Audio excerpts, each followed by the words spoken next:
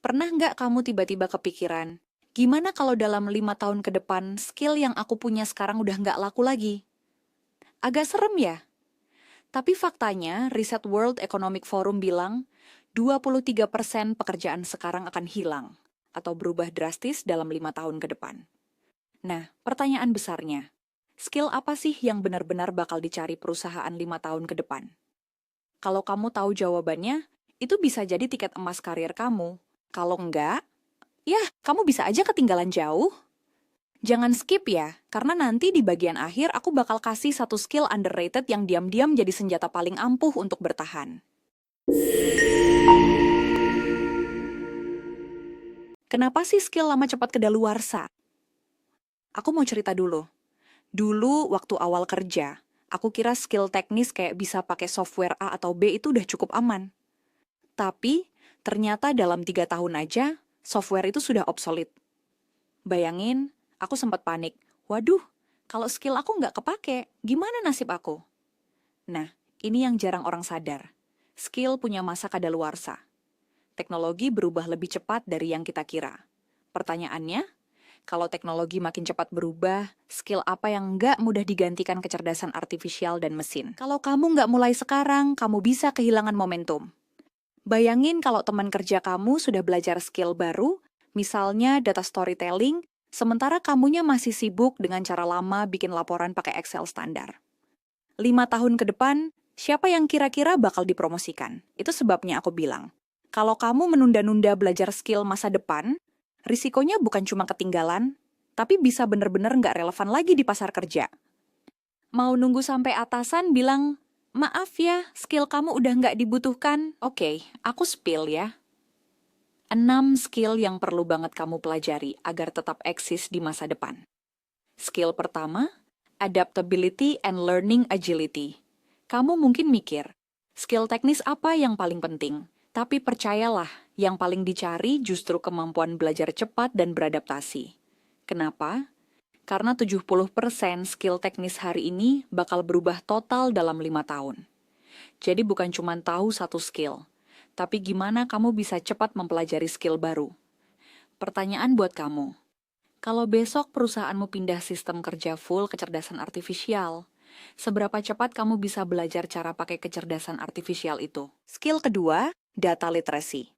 Waktu aku ngajar kelas tentang inovasi, banyak peserta bilang, Bu, saya nggak paham data, saya orangnya bukan angka. Padahal di masa depan, setiap keputusan akan berbasis data, dari HR sampai marketing.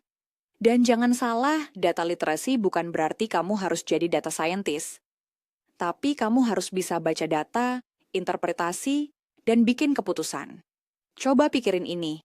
Gimana kalau promosi karir kamu ditentukan bukan cuma dari kinerja, tapi seberapa cepat kamu bisa menjelaskan insight dari data? Keep watching, karena nanti aku bakal kasih contoh skill yang bisa jadi shortcut kalau kamu merasa anti data. Skill ketiga, digital collaboration. Kamu tahu kan kalau remote work makin permanen? Nah, kolaborasi digital bukan cuma sekadar pakai Zoom atau Google Meet. Pertanyaannya, apakah kamu punya kemampuan bangun trust dan kerja produktif tanpa ketemu tatap muka? Kalau enggak, hati-hati.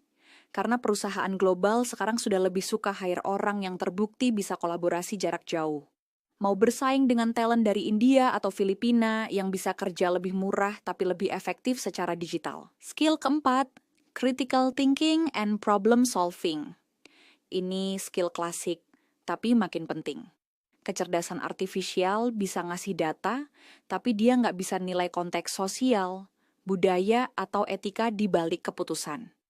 Bayangin kalau perusahaan kamu punya data bagus, tapi nggak ada orang yang bisa bilang, kalau kita ambil keputusan ini, efek ke pelanggan bisa negatif loh.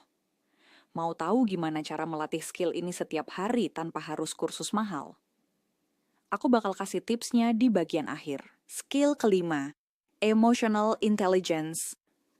Aku pernah kerja dengan tim yang super jago teknis, tapi proyek mereka gagal total.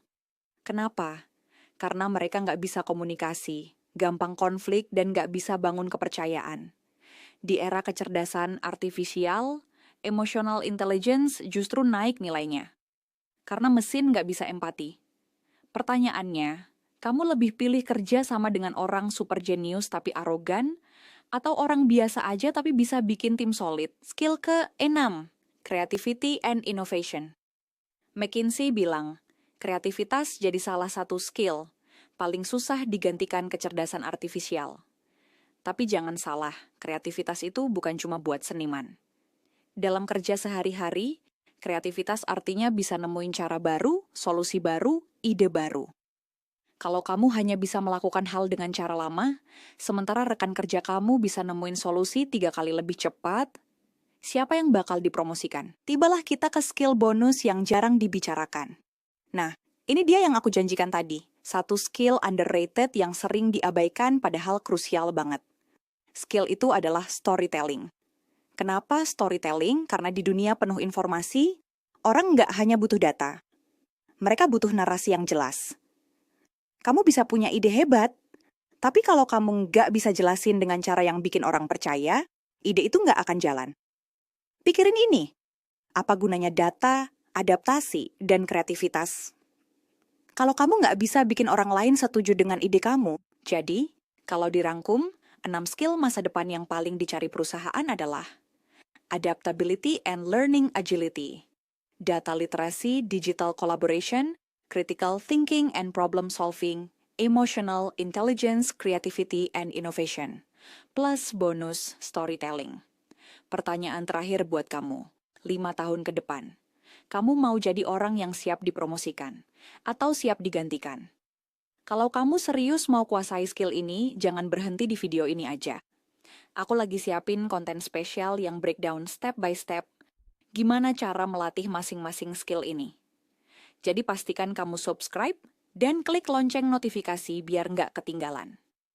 See you in the next video.